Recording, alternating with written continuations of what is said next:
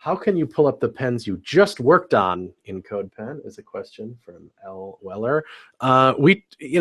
People have said, oh, gosh, I wish that was easier, and we've tried to make it easier over the years. One of the things is right on the home page where you're kind of exploring and checking out cool stuff. There's this My Recent Pens thing. So you see, here's our big pink button and a few of the recent pens. Right on the CodePen, right on the home page, we try to put that there. Also in the user dropdown, there's kind of a link right to pens. You can just jump right to pens, and that will be your recent public pens. So it's the same, it's those same 4, but really you can see 6 now, and you can paginate. And if you want to see a lot of them, because you don't care what they look like, there's list view, so you can see kind of a whole bunch of them in a row and sort them by date and things like that. So that's kind of nice. Look at my pretty profile. Isn't that cool?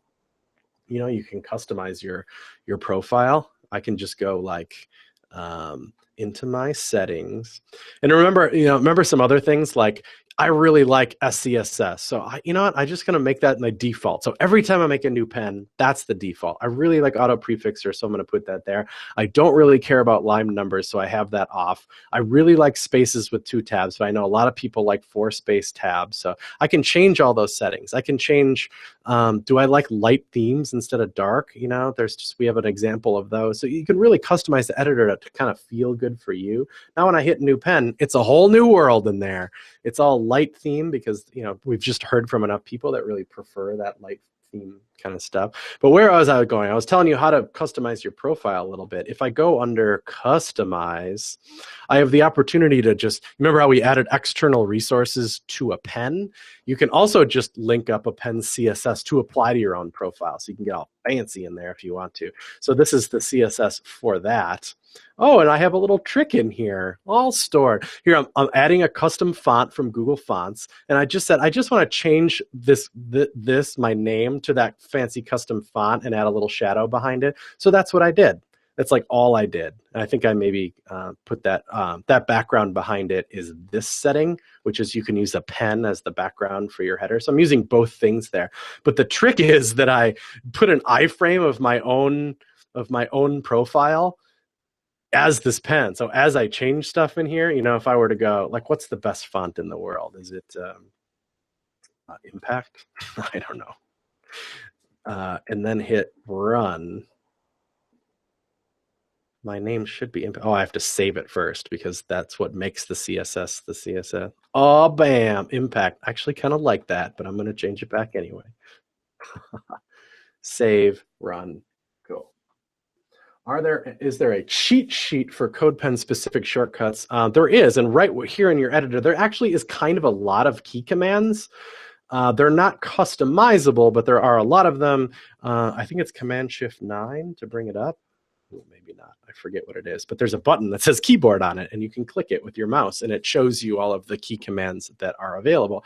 One of them that's kind of nice is that's brand new on CodePen is autocomplete. So it's kind of like, let's see, body, how do you spell margin? Hit Control Space, and it will bring up all those CSS properties that exist for that. So that's kind of nice, and it works in all of the things. Like, how do you spell marquee again? I don't know if this is in there. Is it? Oh, it brought up all of them. That's a little obnoxious. And maybe it doesn't work as great for HTML. But there's, like, if I had function, my dog is here. And then I type my dog. That should just command space, just knew it. Just knew it. Like if I type doc, there's probably multiple things. Oh no, there's only one thing that happens to be like in the DOM right now that's called document. So Control Space just auto-filled it. That's kind of a nice one. You know, that Command-Shift-5 should be in there for rerunning the preview, clearing errors, doing emmet-like stuff like incrementing numbers. So let's say I had div, margin 20 pixels, control up, control down will change those numbers. Kind of a clever little thing that we offer in there. It's just, you got to get muscle memories for these things, and then you can get it. So that's that. Let's do some more. Can you tell if a pen has a dependency before you delete it? No, and what's worse is that when you delete a pen, you're not sure if something else depends on it. So that's actually a pretty cool feature idea. It would probably be a pretty complicated database query, but we could get it done that says, whoa, before you delete this, that would be nice to know that something else is depending on it.